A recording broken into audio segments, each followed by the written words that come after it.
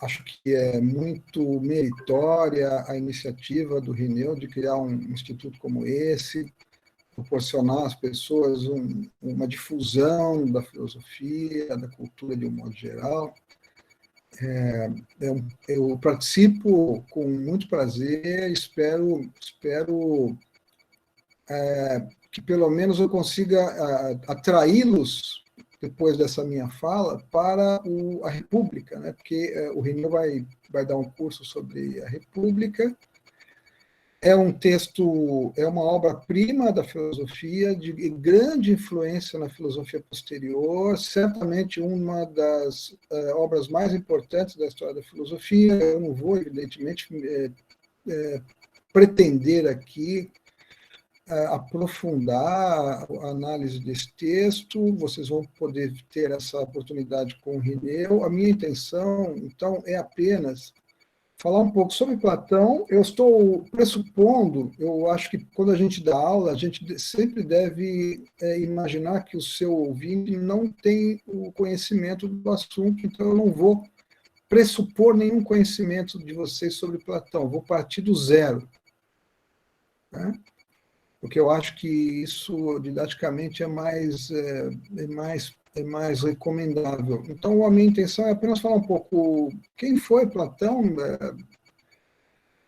um pouco do que seria o itinerário do pensamento platônico, as ideias principais, e como essa obra República está inserida nesse conjunto de textos de Platão, dos diálogos platônicos, né, que são muito ricos, muito variados. Então, eu vou fazer aqui uns comentários, com base num pequeno roteiro que eu tracei, tentando falar um pouco sobre este filósofo fundamental e um pouquinho sobre a República, mas eu não vou me aprofundar porque eu não quero adiantar conteúdos que o Rineu vai certamente apresentar nas aulas dele. Vou apenas apontar para, digamos assim, as ideias centrais do diálogo e tentar sugerir em que sentido um diálogo como esse, que foi escrito há 2.500 anos aproximadamente, ainda é algo que vale a pena ser lido, né?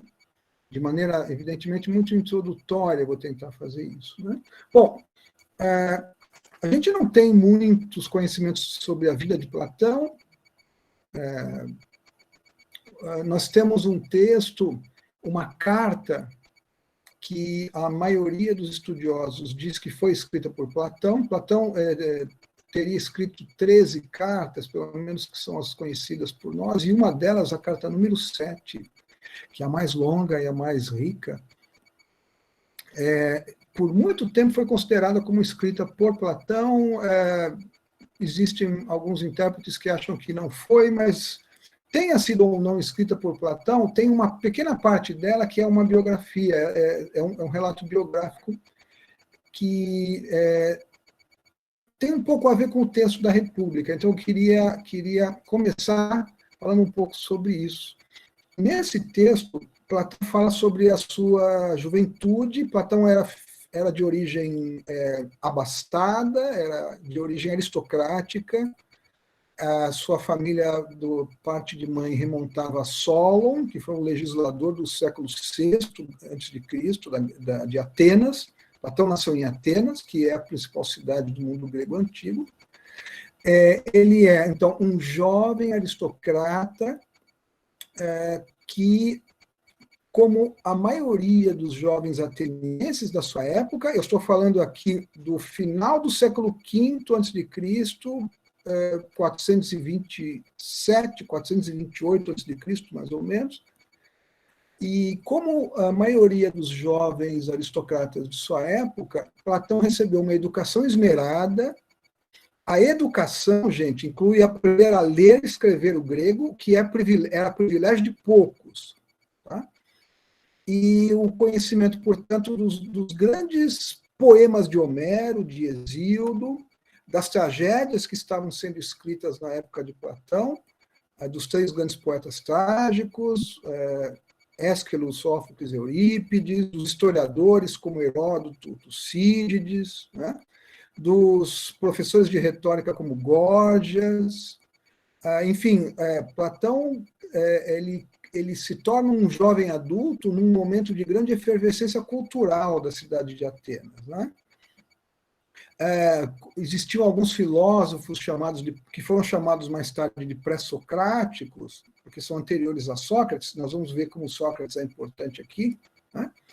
Enfim, é um período de grande efervescência cultural, e Atenas é seguramente o grande polo cultural do mundo grego. Nesse período não existe um país Grécia, tá? Não existe, como hoje, uma nação chamada Grécia. Existiam várias cidades diferentes, que são chamadas posteriormente de cidades-estado, porque cada uma delas era uma unidade político-administrativa autônoma, com uma constituição própria, com um conjunto de leis próprios. O que unia essas cidades era essencialmente a língua grega. O que dava um sentido de unidade para essas diversas cidades, como Atenas, Esparta, Corinto, Tebas, né, e muitas outras, era o fato de que todas falavam grego.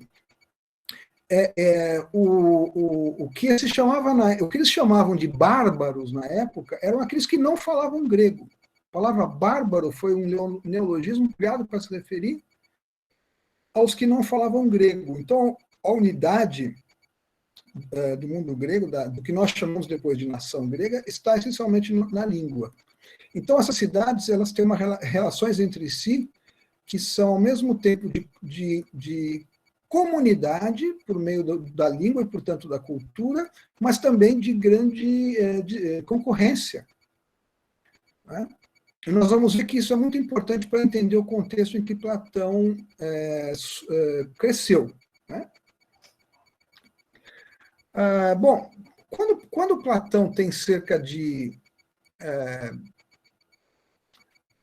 quando ele tem 18 anos, aproximadamente, ele está vivendo no período da chamada Guerra do Peloponeso. A Guerra do Peloponeso é o que nós chamaríamos hoje de uma guerra civil, porque ela reunia dois grupos de cidades gregas que se combateram. E essas cidades se agrupavam em torno das duas cidades principais, que eram Atenas, por um lado, e Esparta, por outro lado. Essa guerra começa em 432 a.C. e vai até 404 a.C. Quando ela termina, Platão tem cerca de 23, 24 anos, né?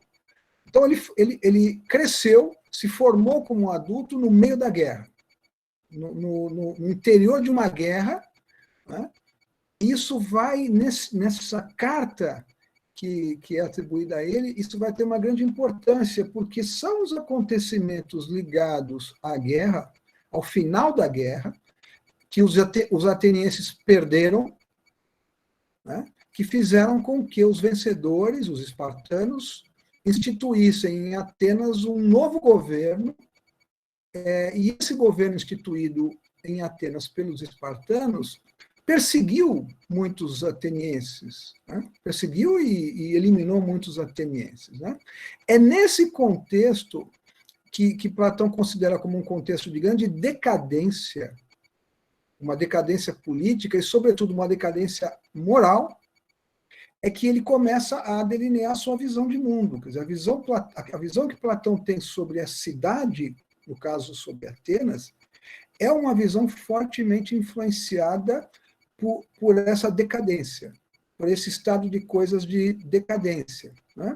Então, ele começa, nesse trecho da carta, a falar sobre suas aspirações políticas da juventude, a sua decepção com a vida política de Atenas e com a vida política das cidades gregas de um modo geral, e essa decepção ela é coroada, ela vê o seu ápice num acontecimento que se dá em 399, quando Platão tem um pouco menos de 30 anos, que é o julgamento e a condenação de Sócrates, que foi, para Platão diz nessa carta, o mais sábio homem de sua época, né? Então, a figura de Sócrates é uma figura muito controversa, obscura, porque Sócrates não escreveu nada. E, no entanto, ele gerou uma grande quantidade de seguidores, né? Ao que parece, Sócrates vivia na cidade, ele era muito pobre, né? Não tentou uma carreira política, o que para um ateniense da época é algo muito estranho, né? E adotou uma posição crítica em relação à cidade. Então, ele discutia, ele interrogava os principais, as pessoas mais influentes de Atenas, né? Políticos, poetas, né? E essa interrogação tinha uma finalidade refutativa, de fazer a crítica de uma certa visão de mundo presente nessa cidade, essa cidade que, repito, está bastante afetada pelas consequências da guerra, né? Ora, Platão, cada vez mais decepcionado com a ideia de fazer de uma carreira política, de uma vida pública, né? Volta-se para Sócrates, é muito influenciado por Sócrates, começa então a pensar que os problemas da cidade podem ser resolvidos seguindo uma via socrática, né? E no meio desse processo de afastamento da vida política, Platão vai cada vez mais se convencendo de que a política em Atenas está fortemente contaminada, né? Ele então se volta para Sócrates e a condenação e a morte de Sócrates devem ter significado para ele uma espécie de golpe de misericórdia nessa sua pretensão de agir na cidade. Um ponto que é muito importante destacar nessa visão que Platão tem da cidade é que Atenas, na época da Guerra do Peloponeso, e antes da Guerra do Peloponeso, durante boa parte do século V a.C., é uma democracia. Isso é muito importante para entender um pouco da República de Platão, do texto da República, né? Porque Platão vai associar intensamente o processo de decadência moral, de corrupção moral e política da cidade ao fato de ela ser uma democracia. Aí é interessante lembrar o que significa uma democracia naquela época. A democracia é uma forma de governo, né? Assim como para nós hoje. E é uma forma de governo muito peculiar, porque, por um lado, tratava-se, no caso de Atenas, de uma democracia direta. O que é uma democracia direta? É uma democracia não representativa. Ou seja, não é como no nosso caso. No nosso caso, nós elegemos representantes, vereadores, deputados estaduais, federais, senadores. Eles devem nos representar nas instâncias de deliberação. Isso significa que é uma democracia indireta. Na Atenas da época de Sócrates e de Platão, você tem uma democracia direta. Ou seja, todo e qualquer cidadão tem o direito de participar de assembleias públicas deliberativas a respeito da cidade, né? Todo cidadão que quisesse poderia participar com as mesmas prerrogativas de qualquer outro cidadão. Isso não quer dizer que todos os cidadãos participassem, na verdade, uma parcela pequena participava. De outro lado, essa democracia ela era escravista, porque havia escravidão. Os prisioneiros de guerra eram transformados em escravos. Muitas vezes, esses escravos eram homens de grande cultura, que eram utilizados pelos vencedores da guerra, por aqueles que se tornavam seus senhores, como educadores dos filhos dos grandes senhores, né? Então, e ao mesmo tempo que havia escravidão nessa democracia que era direta, as mulheres não eram cidadãos, né? Então, é uma democracia muito peculiar, muito diferente da nossa, né? Com vantagens, ou digamos, mais radical, porque direta, mas, ao mesmo tempo, convivendo sem dificuldade com a ideia de que as mulheres não eram cidadãs e com a presença de escravos. É muito estranho para a nossa visão que isso possa ser uma democracia, mas, de fato, assim era, né? Bom, Platão, então, enxerga na democracia de Atenas uma das razões, talvez a razão central, que explique a decadência da cidade. Isso vai ajudar a entender por que depois, num diálogo como República, a cidade que vai ser imaginada por Platão não é uma democracia. E por que na República haverá tantas críticas à democracia como um regime de governo? Né? Bom, então, vai ser muito importante no pensamento platônico essa motivação que ele tem de tentar recuperar o legado socrático e, ao mesmo tempo, associar os equívocos e a decadência da cidade, que, por sua vez, condenou Sócrates à morte, à democracia e aquilo que nós poderíamos chamar da cultura da época, que envolve, sobretudo, a poesia, sobretudo a poesia de Homero e Hesíodo, que são os dois grandes pilares da educação de um jovem ateniense. A visão de mundo de um ateniense bem educado, ela passa necessariamente pelo conhecimento do mundo homérico, da visão de mundo presente nos dois grandes poemas de Homero, a Ilíada e a Odisseia. E também, em medida um pouco menor, nos poemas de Hesíodo, a Teogonia e os Trabalhos e Dias, que são são poemas que um ateniense bem educado deve conhecer de cor. Né? Olha, Platão, então, vai associando nessa carta as mazelas da democracia ateniense, que foi derrotada pelos espartanos em virtude da sua decadência moral, a presença da poesia e da retórica também, como uma expressão do modo de vida ateniense, ele vai dando a tudo isso um sinal negativo.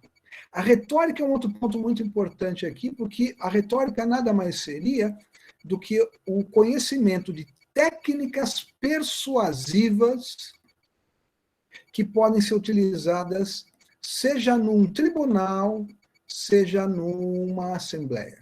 Né? Isso vai redundar naquilo que já, na antiguidade, se distinguiu como três tipos de retórica: a retórica deliberativa, que é aquela que é empregada nos discursos nas assembleias, a retórica forense ou judiciária, que é a retórica dos advogados, em última análise, que perdura, e a retórica encomiástica ou epidítica, que é a retórica do elogio, né? Que pode ser usada tanto no tribunal quanto na assembleia. Ora, o que é a retórica segundo Platão? A retórica é a capacidade de usar o discurso não para dizer a verdade necessariamente, mas para dizer algo que seja persuasivo. E o persuasivo não é necessariamente verdadeiro. E a retórica nada mais é do que a capacidade de utilizar mecanismos, instrumentos de persuasão que permitam, inclusive, persuadir uma audiência em favor de uma afirmação que é falsa. Né? Isso torna possível, por exemplo, que num tribunal um indivíduo que seja processado por um outro indivíduo, ainda que seja culpado, tenha a chance de sair inocentado, se ele for capaz de utilizar bem o discurso, ou seja, se ele dominar bem os instrumentos da retórica. Né? Então, quando Platão começa a produzir os seus textos filosóficos, ele está diante de uma produção de textos que envolve a poesia e a retórica, fundamentalmente. Isso vai levá-lo a ter uma visão extremamente negativa, tanto da retórica quanto da poesia. Por quê? Porque para ele, e isso tem a ver com o legado socrático, o que se deve buscar é a verdade. E a verdade, se ela é verdadeira, ela é imutável. Do ponto de vista da retórica, um bom argumentador, um bom orador, pode, num determinado contexto, defender uma afirmação, uma tese qualquer, a tese X qualquer, e num outro contexto, defender a tese contrária de X. O que importa não é que essas teses sejam verdadeiras ou falsas, é que ele seja capaz de persuadir em favor delas. Ora, isso produz, aos olhos de Platão, uma espécie de relativização do uso da linguagem e da ideia de que a linguagem é capaz de apreender realidades imutáveis. E essa ideia de que nós devemos buscar verdades imutáveis seria uma herança do socratismo, né? Então, se nós lemos os primeiros textos de Platão, nós vamos ver que ele apresenta Sócrates interrogando pessoas e procurando perguntar a essas pessoas o que é, por exemplo, o que é a coragem, o que é a piedade, o que é a virtude. São sempre conceitos morais e políticos, né? Tentando mostrar a essa pessoa que, se houver uma resposta para essas perguntas, essa resposta tem que encontrar alguma coisa unificada, única, que valha para todos os casos particulares, né? Então, por exemplo, tem um diálogo em que Sócrates está dialogando com um general chamado Laques e pergunta a Laques o que é a coragem.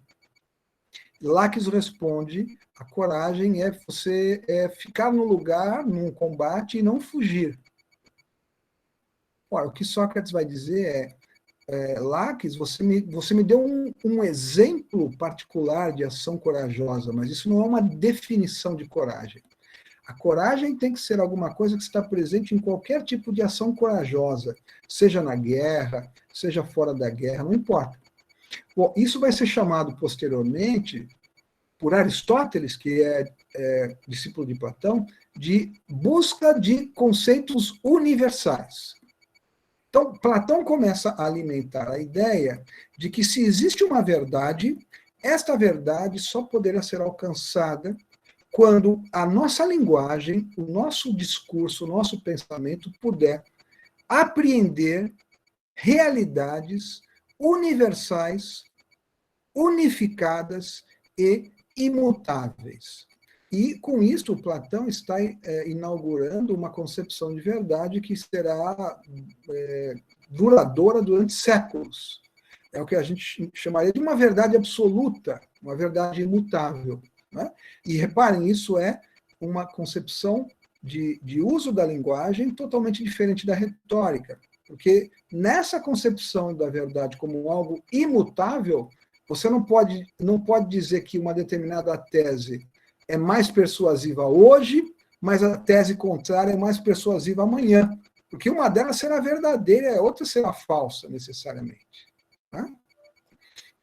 Bom, então, com base nesse ideal de conhecimento imutável que vai se fixando na mente de Platão, e essa decepção que se produz nele quando jovem, diante das mazelas da Atenas da sua época, da democracia ateniense, com a condenação e morte de Sócrates, nesta carta número 7, Platão vai dizer, então, mais ou menos o seguinte: eu, então, cheguei à conclusão de que a única maneira de salvação das cidades é que elas sejam governadas por aqueles que filosofam de maneira correta, né? Ele diz: o gênero dos que reta e verdadeiramente filosofam devem chegar ao poder. Ora, o que são esses que filosofam de maneira correta e verdadeira? São aqueles que, como Sócrates, estão em busca de verdades imutáveis. Estão em busca de dizer que a realidade é de uma forma tal que nós podemos produzir a respeito delas um discurso, uma linguagem fixa e imutável. Bom, essa ideia da imutabilidade, fixidez da linguagem, ela é pensada, sobretudo, a respeito dos conceitos morais e políticos. Platão não está especificamente preocupado com noções sobre a natureza, mas ele está pensando, sobretudo, na ideia de justiça, na ideia de virtude, na ideia de moderação, de coragem, que são noções morais, são noções éticas e políticas. E a ideia dele, portanto, é filosofar de maneira correta e verdadeira, é investigar como é possível que sejamos capazes de dizer que existem verdades imutáveis a respeito da justiça e das virtudes em geral, e como podemos dizê-las no nosso na nossa linguagem humana, na nossa linguagem que é sujeita à precariedade. Né?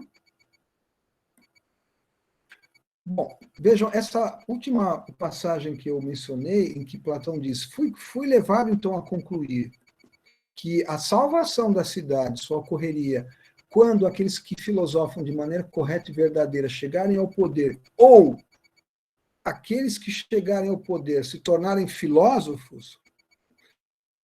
Essa, na verdade, é a tese central da República de Platão, do diálogo República de Platão. Porque vocês vão ver que na República, no livro número 5 da República, a personagem Sócrates vai afirmar uma tese extremamente forte. Ele vai dizer isso.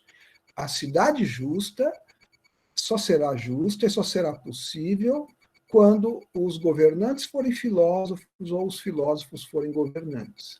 E é claro que filósofo aí não tem um significado qualquer. Significa aquilo que Platão, inspirado em Sócrates, chama de filosofia. A saber, a afirmação de uma realidade imutável que nos permita produzir um discurso moral e político também imutável. Nós podemos dizer que isso é uma espécie de projeto filosófico presente no platonismo. Né?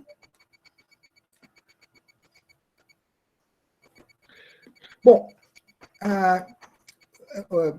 Platão escreveu a sua obra inteira em forma de diálogo.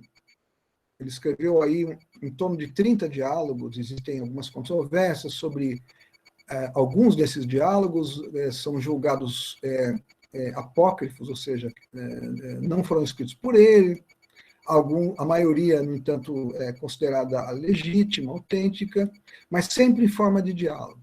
Né? E, na sua maturidade, Platão escreveu alguns diálogos que são provavelmente os mais influentes da sua obra. Entre esses diálogos está o diálogo República. Mas, junto com o diálogo República, na época em que Platão escreve a República, ele escreveu também mais 3 diálogos, pelo menos, cujo conteúdo mostra que há uma grande semelhança entre eles. Eu queria falar um pouquinho sobre um desses diálogos que se chama Fédon. O diálogo Fédon é uma espécie de recriação platônica do momento da morte de Sócrates. Então, ele se passa dentro da prisão, quando Sócrates foi condenado à morte, e no momento em que ele vai beber a cicuta, quer dizer, o veneno que vai matá-lo.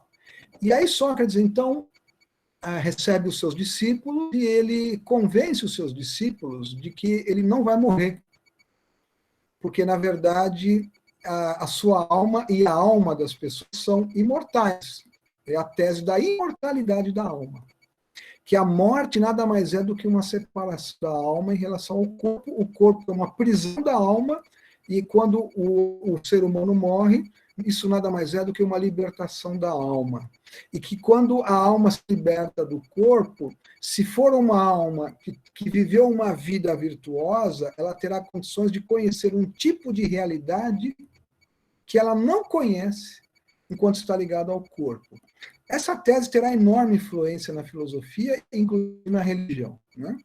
Vocês certamente sabem como é importante na religião, religião cristã, católica, a ideia da imortalidade da alma, a ideia de que o corpo é algo que deve ser, de algum modo, controlado pela alma, em algumas religiões até mesmo considera-se que ele deve ser negado. Né?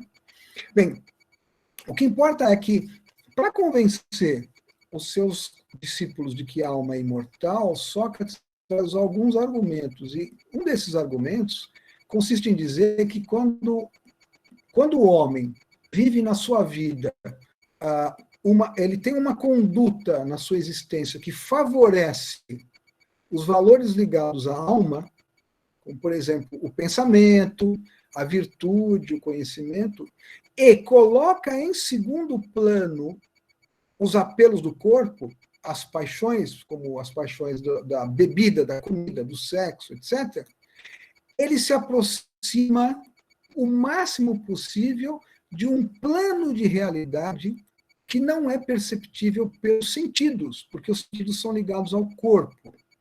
Então, existe uma distinção entre corpo e alma, existe uma valorização da alma como sendo dotada de uma realidade distinta daquela do corpo. Ora, o corpo, diz Sócrates, ele é perecível. A morte nada mais é do que o perecimento do corpo. A alma não. A alma, ela é puro pensamento. E ela persiste, ela permanece. Quando a alma se separa do corpo, ela tem condições de conhecer um outro tipo de realidade. Esse outro tipo de realidade, Platão chamou de formas ou ideias. É a famosa tese do mundo das ideias, o mundo das formas de Platão. Né? O que são essas formas? Segundo o diálogo Phaedon, são realidades, assim como nós, tem realidades, são existentes.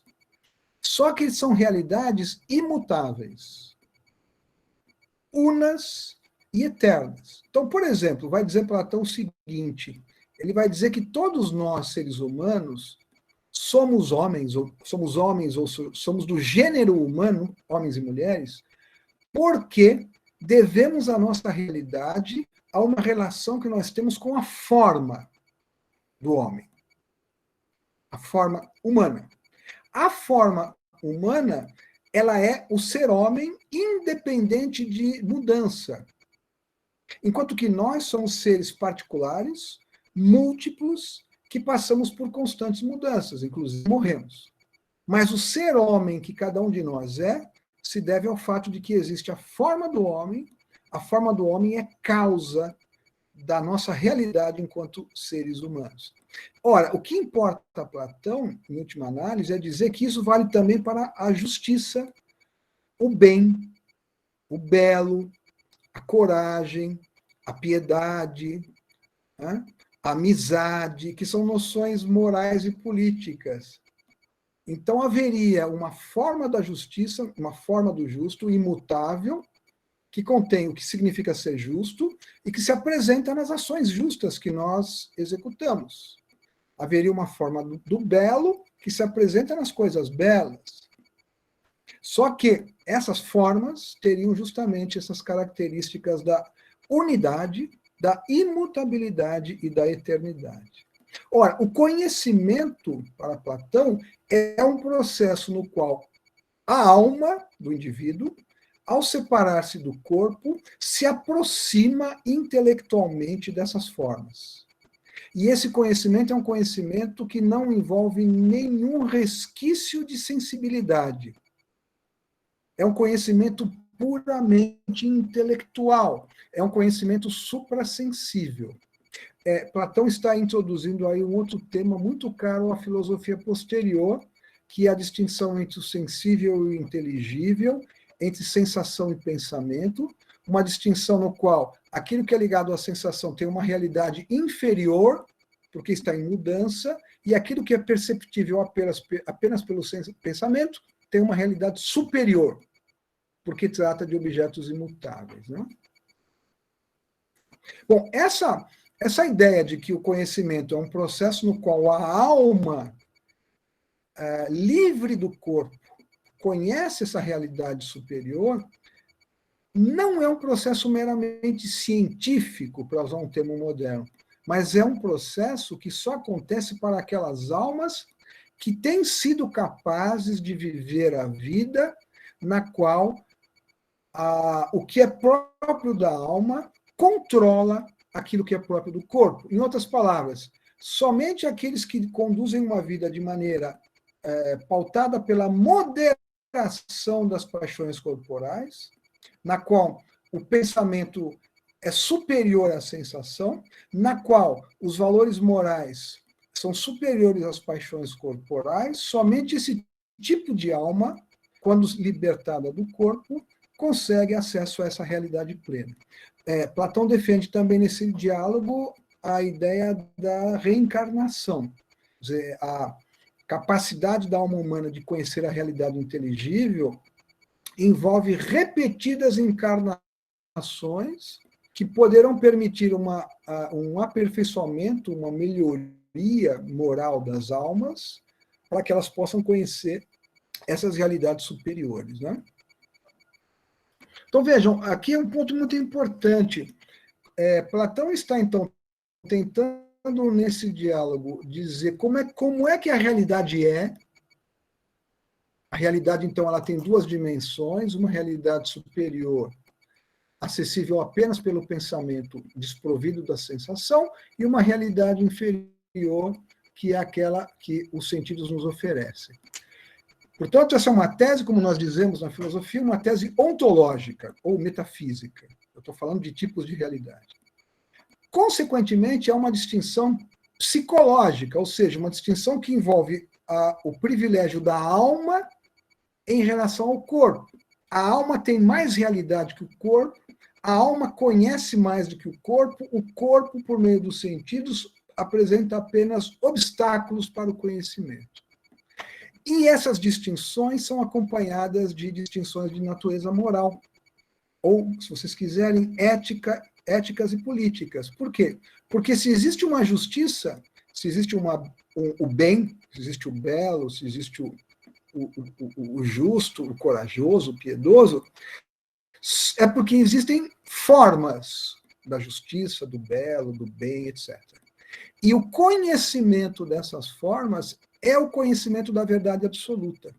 Ora, na República, então, o que vocês vão encontrar quando Platão diz a cidade só será justa quando for governada pelo filósofo, ou quando o governante se tornar filósofo, entendam que filósofo aí é justamente esse indivíduo cuja alma está capacitada, como vocês verão na República, por uma disposição natural dela e pela educação, a alcançar o conhecimento das formas.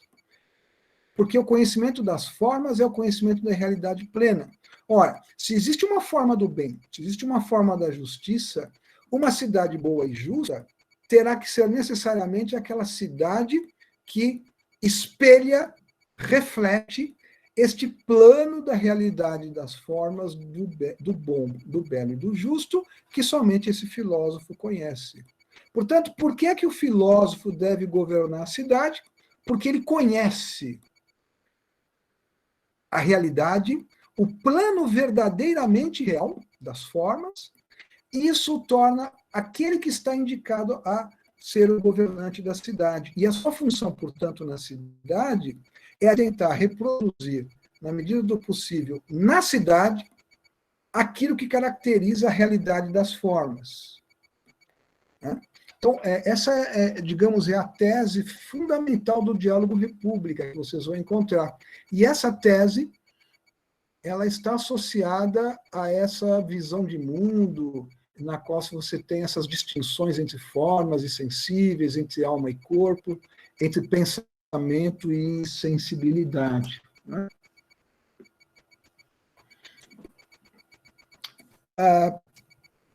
Portanto, a cidade será justa quando nela o governante for o filósofo, sendo o filósofo isso que nós acabamos de ver, e quando todos os cidadãos que estão presentes nessa cidade ocuparem o lugar e exercerem a atividade que lhes cabe exercer. Então, a cidade justa, a cidade boa, é aquela que, na medida do possível, reproduz no seu interior a característica central do mundo da realidade das formas, que é a imutabilidade e a unidade. Toda forma é una e imutável. Ora, uma cidade que se aproxima o máximo possível disso terá que ser dotada de unidade e de imutabilidade. E para que a cidade seja una e imutável, Sócrates dirá aos seus interlocutores, é preciso que nela cada um cumpra o que lhe cabe por natureza. E aí começa uma das partes mais repugnantes para nós, modernos e contemporâneos da República. Por quê? Porque Platão vai dizer o seguinte, na cidade justa, nós temos o governante deve ver qual é a natureza de cada indivíduo, o que é que ele sabe por natureza fazer, quais são as suas inclinações naturais, e ele deverá executar essas inclinações naturais na cidade. Por exemplo, um indivíduo que tem uma capacidade natural para produzir navios, para construir navios, ele deve ser um construtor de navios na cidade. Mas só isso. Um indivíduo que tem uma inclinação natural para fazer sapatos, ser um sapateiro, deve ser um sapateiro na cidade, mas só isso. E o indivíduo que é dotado do que Platão chama de uma natureza filosófica, ou seja, o indivíduo que traz em si, naturalmente, de forma inata, as capacidades intelectuais e morais que o habilitam a ser educado como filósofo, ele deverá exercer uma função na cidade, que é a de governante. Né? Então, há uma espécie de divisão do trabalho no interior dessa cidade, que faz com que não se misturem diferentes naturezas dos diferentes indivíduos. E quando cada um deles ocupa o lugar que lhe cabe por natureza, o todo, o arranjo da cidade, faz dessa cidade uma cidade una e o mais próximo possível da imutabilidade. Uma cidade nunca é totalmente imutável, ela está condenada a mudar, mas ela tenta se aproximar o melhor possível desse estado de fixidez. Né? Olha, tem um ponto muito interessante que vocês vão ver na República, que está no livro 2, quando começa, de fato, a investigação sobre a cidade, o interlocutor de Sócrates é sempre o personagem principal, né? O interlocutor de Sócrates diz assim, Sócrates, você tem que nos provar, você tem que nos convencer de que é bom ser justo, de que nós devemos preferir ser justos e não injustos. Vejam a importância dessa pergunta. A pergunta é, em última análise, por que nós agimos de modo justo? A maioria das pessoas responderia o seguinte, segundo esse interlocutor, eu ajo de modo justo porque eu não quero ser punido. Essa é uma boa maneira de entender e de explicar por que agir de modo justo. Eu ajo de modo justo porque existem leis que me punem se eu não for justo. Ou seja, se eu prejudicar o outro, eu estarei submetido à punição. Por isso eu me mantenho agindo de maneira justa. Olha, o desafio para Sócrates agora, então, é o seguinte, é tentar convencer os seus interlocutores de que ser justo não é apenas uma forma de evitar a punição. Porque, segundo essa tese, nós gostaríamos de agir de modo injusto, mas não agimos de modo injusto porque tememos a punição. E aí, então, o interlocutor pergunta a Sócrates, Sócrates, você consegue nos convencer de que a justiça é algo bom em si mesma?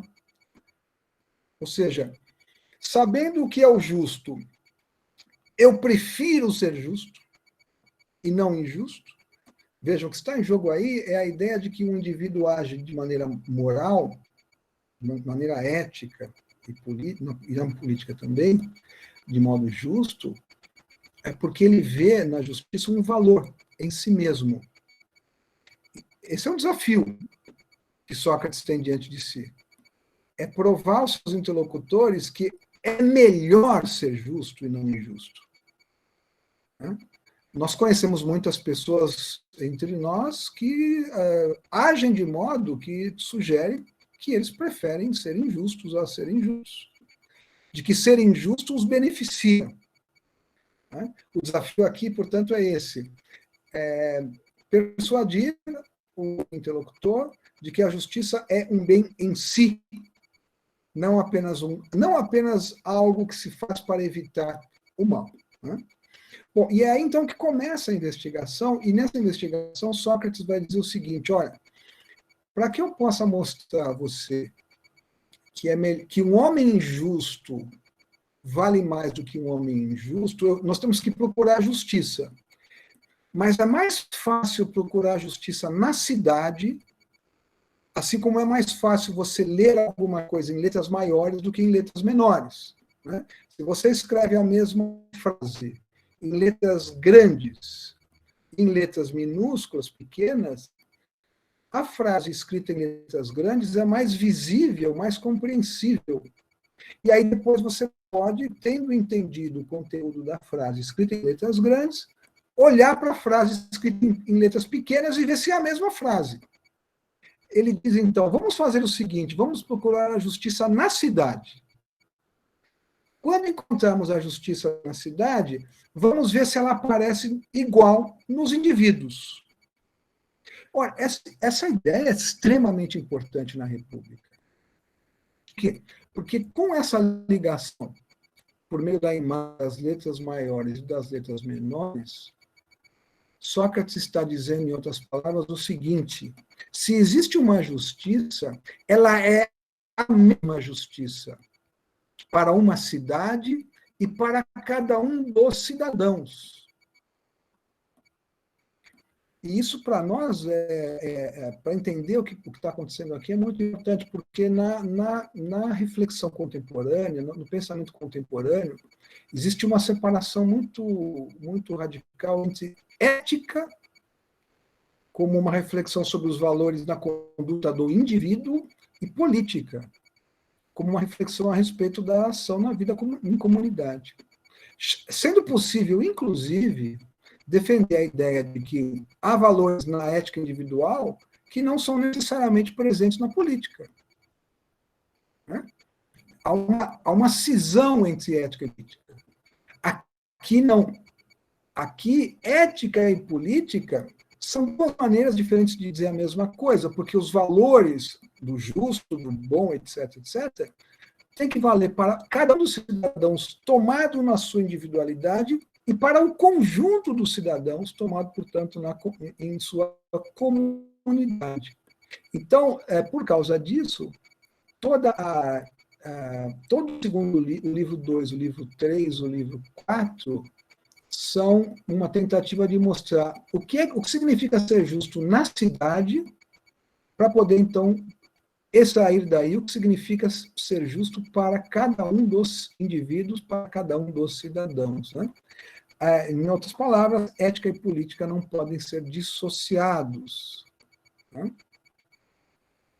Ora, e a justiça, então, vai ser concebida por Sócrates e os seus interlocutores como sendo fazer aquilo que lhe cabe por natureza. Né? Isso vai estabelecer uma sociedade estratificada na República.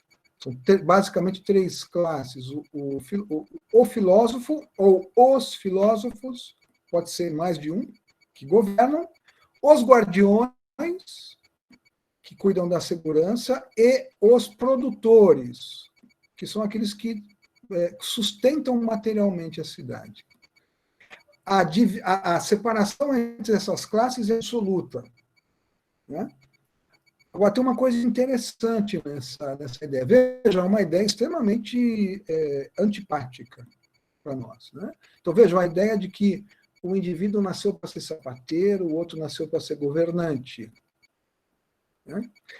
O indivíduo que nasceu para ser metalúrgico nunca chegaria a presidente da República numa cidade como a de Platão. Né? Só que tem uma coisa: o que importa mesmo, o critério fundamental é o critério da natureza. Ou seja, se um filho de um sapateiro, ao ser educado, demonstra que ele possui as aptidões necessárias para ser um governante, ele será governante, mesmo tendo nascido como filho de um sapateiro. O que importa, acima de tudo, é o critério da natureza, da disposição inata do indivíduo. Isso vale, inclusive, do ponto de vista dos gêneros. Se uma mulher tem natureza filosófica, aptidões filosóficas, ela deve ser governante. Né? Vejam como em Platão, algumas ideias que para nós estão muito claramente separadas estão bem embaralhadas, né? Porque, vejam, a cidade que está sendo imaginada aqui não é uma democracia, claro. A grande maioria dos cidadãos são trabalhadores, produtores, e, por serem produtores, não devem governar a cidade, não têm direito a aspirar ao governo da cidade. Mas, ao mesmo tempo, o que importa é a aptidão natural. Então, se uma mulher tem essa aptidão, ela é cidadã, ela pode governar. É uma situação não encaixa totalmente no esquema com que nós lidamos na nossa sociedade contemporânea. Aparentemente, Platão pode ser chamado ao mesmo tempo de feminista e de antidemocrático. É uma situação. É preciso ter muito cuidado quando a gente tenta aplicar certos formatos, né, que regem a nossa reflexão aqui. Mas, de qualquer maneira, o que importa é o seguinte: o filósofo é governante porque ele é educado, treinado para conhecer a realidade das formas, e esse conhecimento permite que ele se torne um legislador na cidade. O que é um legislador? É o indivíduo que faz as leis. E as leis que ele vai fazer tentam, na medida do possível, preservar a imutabilidade e a unidade da cidade. Uma das preocupações de Platão, seguramente, é evitar uma guerra interna na cidade. Ele vai dizer que um dos grandes problemas da democracia é que ela é resultado de uma oligarquia. E numa oligarquia, a grande característica é a distinção entre ricos e pobres. Então, essa cidade não tem ricos e pobres. Ela não tem indivíduos que acumulam riquezas e indivíduos que não têm acesso à subsistência básica. Né? É uma ideia bastante interessante. É uma cidade que tenta suprimir esse tipo de desigualdade. Mas o preço a pagar é uma antidemocracia, evidentemente. Né? Bom, é nesse contexto que aparece a famosíssima Alegoria da Caverna, né, que é um dos textos mais conhecidos da filosofia. O que é a Alegoria da Caverna? É quando você tem, dentro da caverna, os homens todos presos, olhando para o fundo da caverna, que está sendo iluminada por um fogo, e eles veem apenas sombras, e acham que essas sombras são a realidade. Isso, para Platão, é uma maneira de simbolizar a ideia de que a realidade se limita aos objetos sensíveis. Né? Se um desses indivíduos for libertado, ele vai olhar para trás e vai ver que existe uma saída da caverna, ele vai subir essa saída e vai sair da caverna. Fora da caverna tem uma luz muito forte, e o olhar dele não consegue ver, porque ele está acostumado com a escuridão. Essa escuridão ela é a imagem da sensibilidade. O olho do indivíduo simboliza a sua capacidade de pensar. E a luminosidade com a qual ele não está acostumado, ela simboliza a forma do bem, que é a forma que dá realidade a todas as outras. Né? Bom, aí o que vai dizer o texto? Que esse indivíduo vai ter que se acostumar com a luz. Ele vai primeiro olhar do reflexo dos objetos na água, depois ele olha para os próprios objetos, aí ele vê perdão, que os objetos são iluminados por alguma coisa. E até que, finalmente, a sua visão se acostumou com a luz, ele consegue olhar diretamente para o Sol. E o Sol é o símbolo da forma do bem, é a imagem da forma do bem. Ora, quando ele conhece a realidade fora da caverna, ele tem que voltar para a caverna para dizer aos outros homens que estão acorrentados que eles deveriam se libertar da caverna. Porque a realidade está fora da caverna. Essa realidade fora da caverna seria o chamado mundo inteligível das formas. E somente ele que saiu da caverna, que foi capaz de se habituar à luz da realidade, poderá, então, voltando à caverna, instruir os que estão acorrentados sobre aquilo que eles não conseguem ver. Isso simbolizaria, então, o governo que o filósofo deve exercer na cidade. Né? Com essa cidade que Platão está imaginando aí, né, inaugura-se na história do pensamento ocidental aquilo que se chamou depois de literatura utópica. A palavra utopia literalmente significa algo que não tem um lugar. Então, esta cidade que Platão está imaginando, que vai ocupar quase que a República inteira, ele vai dizer no final do livro, no penúltimo livro, livro 9, que é uma espécie de modelo celeste. Ela é um paradigma, ela é como o modelo que o pintor tenta reproduzir na sua tela. Ele nunca reproduz exatamente o modelo. Ele tenta reproduzir o melhor possível modelo, se aproximar o máximo possível do modelo, mas o modelo ele não é 100% alcançável. Né? Essa ideia gerou aquilo que se chamou depois de utopia. O que é utopia? O que são os textos de utopia? São os textos onde os autores estão produzindo cidades exemplares, modelares, que eles mesmos concebem como algo que pode ser apenas objeto de uma aproximação, mas que não pode ser totalmente reproduzida. Né? Mais tarde, Thomas Moros vai escrever uma obra chamada Utopia. Ele vai criar a palavra utopia, né? Que é uma mistura em grego da negação, com a palavra topos, que significa lugar. Então, utopia é aquilo que tem um lugar claro.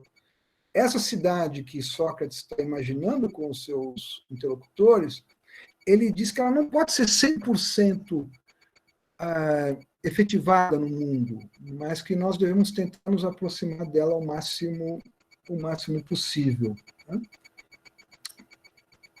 Bom, tudo isso vocês vão ver certamente com mais calma com o Rineu. Eu estou só tentando chamar atenção para alguns pontos importantes do diálogo. Né? Já para terminar, queria então voltar lá no começo, tentar ligar o que Platão fez aí nesse texto com aquela motivação inicial.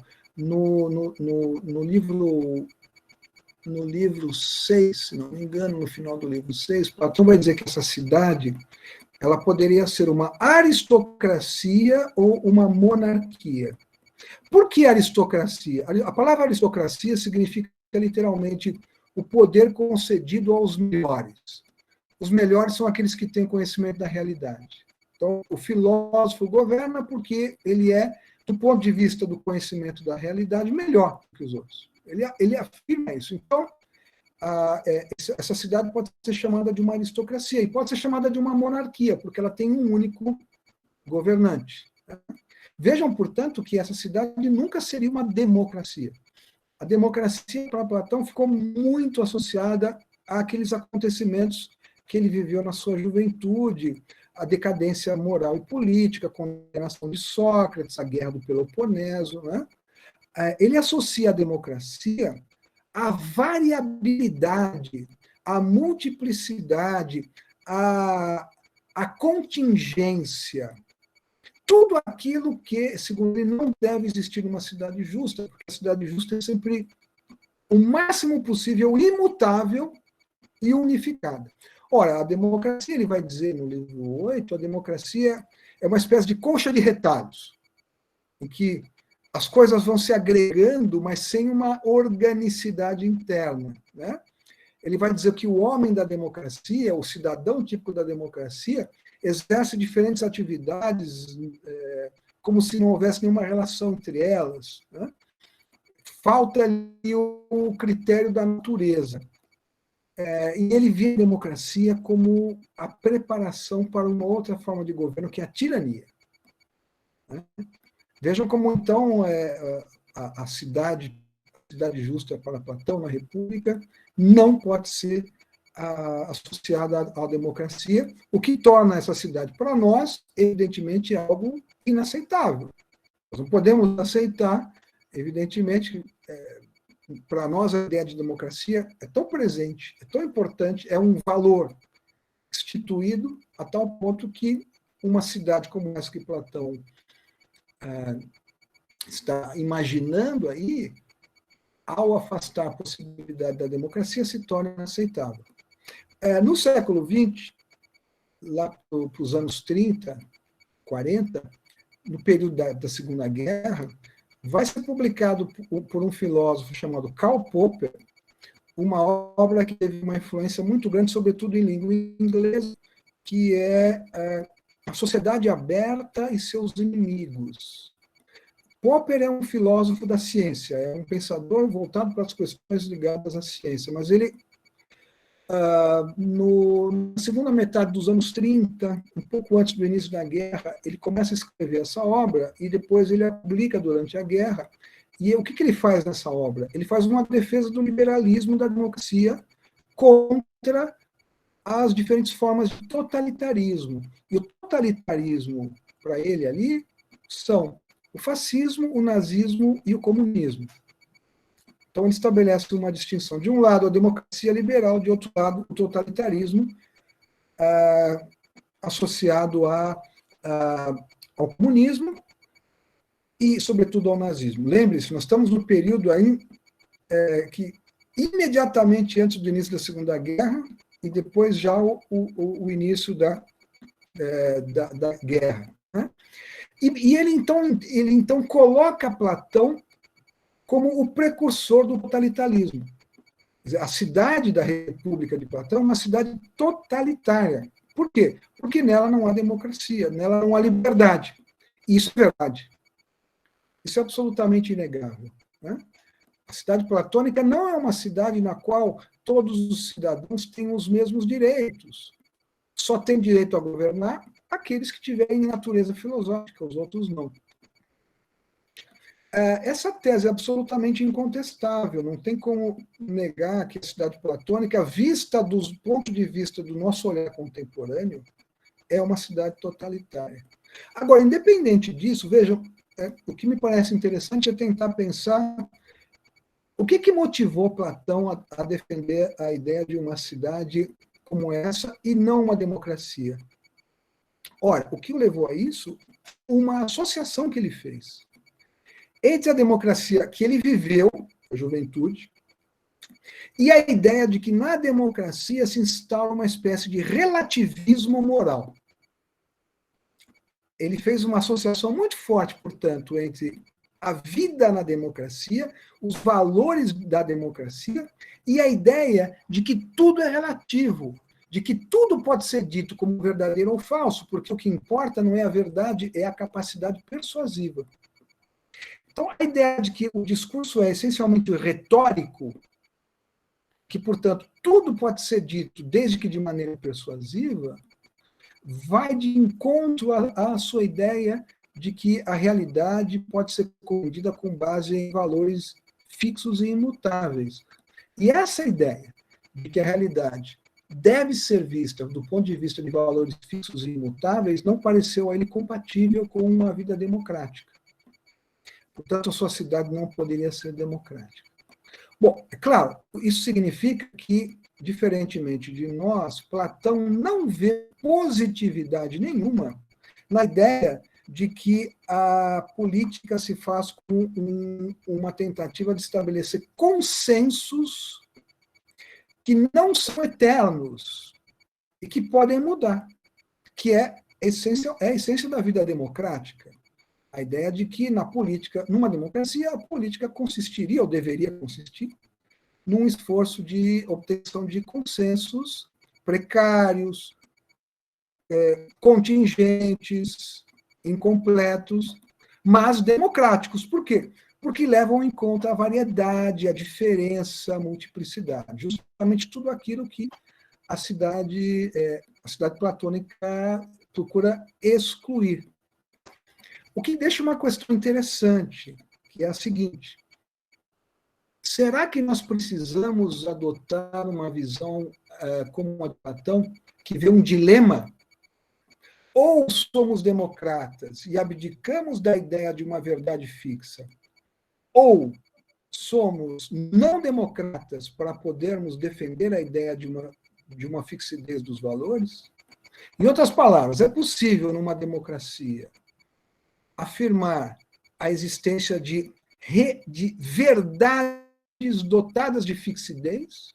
Ou, numa democracia, por definição, a verdade sempre é, para usar uma palavra que hoje está povoando o nosso imaginário, a verdade deve ser substituída por narrativa, como dizem hoje.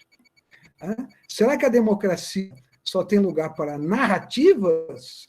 Ou a democracia pode realmente sustentar a existência de verdades no sentido platônico da palavra, ou seja, verdades invariáveis, em alguma medida? Acho que essa é uma questão interessante, mais interessante do que condenar Platão como totalitário, que ele né? É ver na crítica que ele faz à democracia algo que pode nos ajudar. Não abandonar a democracia, mas a tentar melhorar a nossa visão sobre o que é a democracia, tentando pensar questões como essa. Né?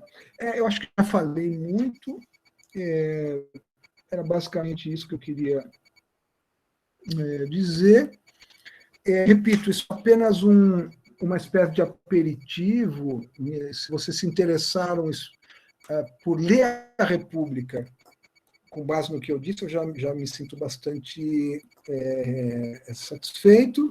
Muita coisa que eu falei aqui, eu tive que generalizar, tive que dizer de uma maneira rápida e superficial. Muito do que eu falei aqui é mais complexo, mas eu acho que a leitura e as aulas do Rineu vão ajudá-los a dirimir várias dessas dúvidas. E eu agradeço, então, a atenção de vocês.